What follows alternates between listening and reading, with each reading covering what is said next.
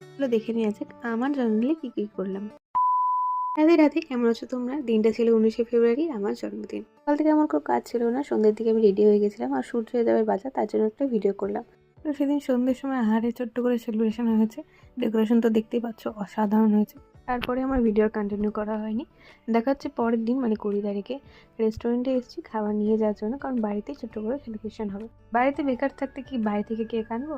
আর এই কেকটা বানিয়েছি আমি। কেমন হয়েছে তোমরা কমেন্ট করে অবশ্যই বলবো। তো ফার্স্টে এখানে সূর্য আর আমি চলেছিলাম কেক কাটতে। হ্যাঁ, ওরই জন্মদিন আসলে। যাই হোক, তো ওকে এখানে কেক খাইয়ে তারপরে মা আমাকে কেক খাইয়ে দিল।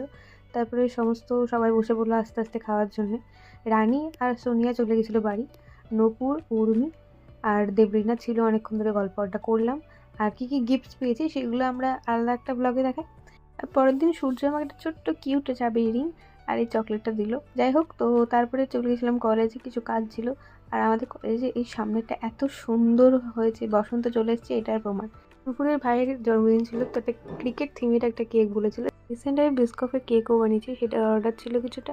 তো ভিডিওটা এই পর্যন্তই। ভালো লাগে লাইক শেয়ার অ্যান্ড সাবস্ক্রাইব করবে। দেখা হচ্ছে নেক্সট ভিডিওতে। Bye bye.